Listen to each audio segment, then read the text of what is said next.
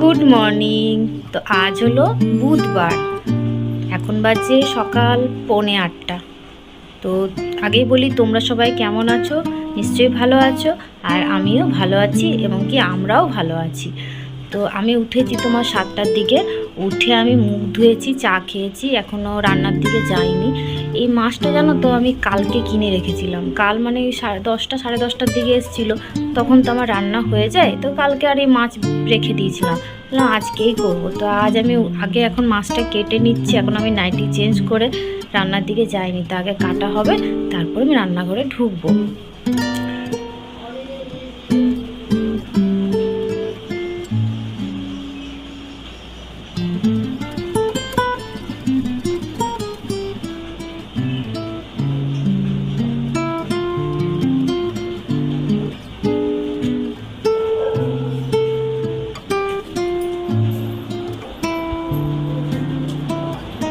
আমি এবার রান্নাঘরে চলে এসেছি রান্না করতে। তো ওইদিকে আমার ভাত হচ্ছে, আর কুমড়ো, বরবটি, বেগুন আলুর তরকারি হয়েছে, ডাল হয়েছে, আলু ভাজা হয়েছে। এই দেখো, প্রথমে কড়াইতে তেল দিলাম। তেলটা গরম হবার পর ওই মাছগুলোকে নুন হলুদ মাখিয়ে একটু ভেজে নেবো। আসলে এই মাছটা না ভাজা তো যাবে না, ভেঙে যাবে, দেখবে কড়াইতে দেওয়ার পরে না মাছটা ভেঙে যায়, ওই অবস্থাতেই তুলে নেবো। মানে আমি এইভাবেই আমার মাকে করতে দেখেছি, তাই আর কি। আর এই যে এগুলো ছেলে মেয়ের জন্য মাছ আছে, ওদেরটা করতে হবে। ভাতটা আবার বসিয়েছি, একবার নামিয়ে রেখেছিলাম, আবার ফুটছে।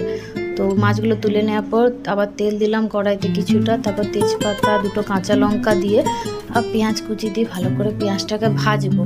আর এই রান্নাতে না ক্যাপসিকামটা দিতে হয়, মানে দিলে ভালো লাগে আর কি। তবে ক্যাপসিকামগুলো পেঁয়াজের সঙ্গে একটু নেড়ে চেড়ে নিচ্ছি।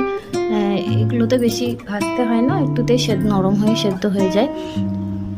তো এর মধ্যে আমি আদা রসুন একটু পেঁয়াজও বেটেছিলাম, ওই মশলাটা দিয়ে দিলাম। ভালো করে মশলাটা দিয়ে একটু জল দিয়েছি, দিয়ে কষিয়ে নিচ্ছি। এবারে যা যা মশলা দেওয়া আছে, চিনি দিলাম, তারপর নুন দিলাম,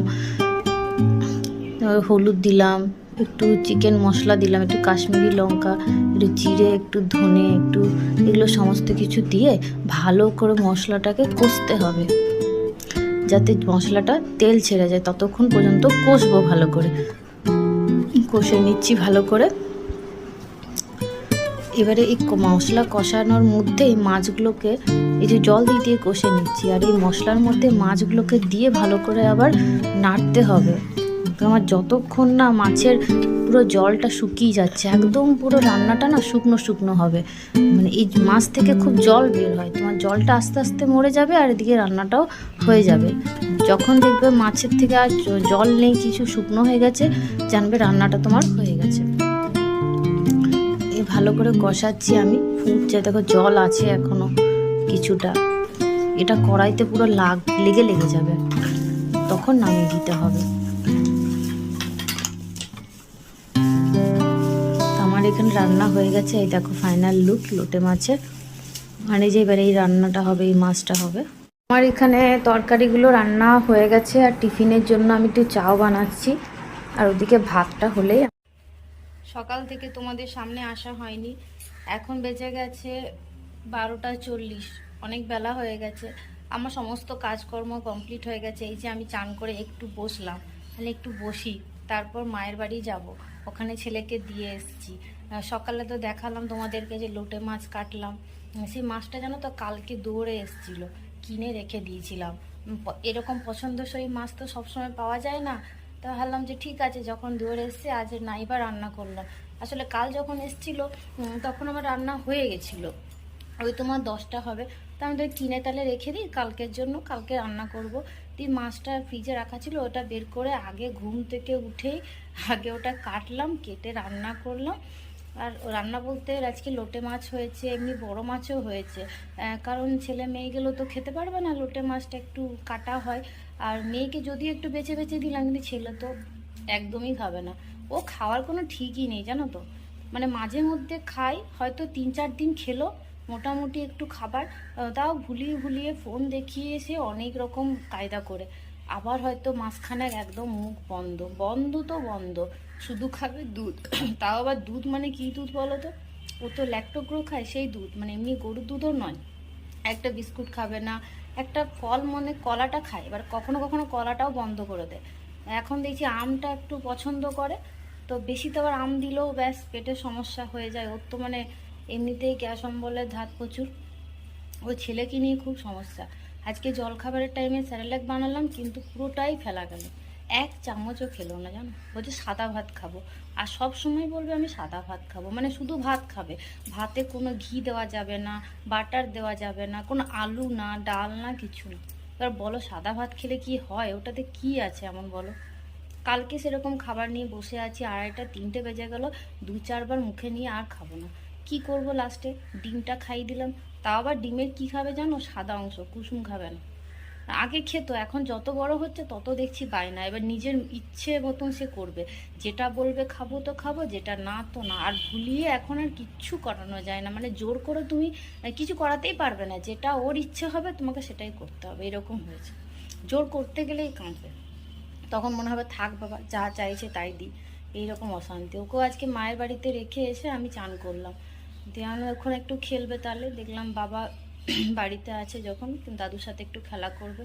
আর এখানে থাকলে আমি চান করতে ঢুকবো, যেহেতু ফোন দিতে হবে, আর ফোন সবসময় দেখাটাও ভালো না জানি, কিন্তু কি করবো বলে, একা ঘর তো, মানে ফোন ছাড়া ছেলেকে রাখাও যায় না, এই জন্য আমাকে দিতে বাধ্য। মানে ওটা দিলেই জানবো, ওটা দিলে জল খাবে, ওটা দিলে যদি বা একটু খাবার খাবে, এমনিতে তো খাবেই না।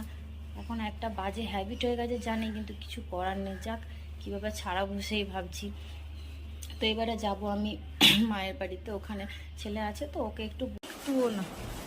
আমি কাল থেকেই ভাবছি যে আবার মনে হচ্ছে সেই সমস্যা ফিরে আসছে, আর সেটাই হলো। 1 চামচ ভাত খাইনি, শুধু মাছ খেয়েছে একটা, আর একটা ডিমের সাদা অংশ, ব্যাস ওই খেয়ে আছে। কি জ্বালাতন বলো না, খাবো না তো না। আই দেখো ঝাঁপাচ্ছে, দেখো বালিশের উপর চাপছে আর নামছে। এখন বেজে গেছে প্রায় 2:45, এখনো আমার খাওয়া হয়নি। আমি ওকে ঘুম পাড়িয়ে খাবো। এখানে বিছানায় খেলনা ঢেলে রেখেছে গাড়ি টাড়িতে, এখন কি ঘুমোতেও চাইছে না, বদমাইশি করছে। কি করছো তুমি? এটা কি খেলা হচ্ছে? কার বালিশ? ও তুমি ঘুম করছো? লেগেছে। চলে এসো, এখানে চলে এসো। আচ্ছা এবার ঘুম করবে? এবারে বাবা ঘুম করবে? পড়ে গেছো, কোথায় লেগেছে গো?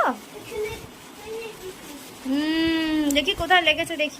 এখন বেজে গেছে 8টা, তো আমি রাতে রান্না বসিয়ে দিয়েছি। আজকে রাত্রে হচ্ছে ভাত, আলু সেদ্ধ, ডাল, আর ডিম, খাবার সময় ডিমের অমলেট করব।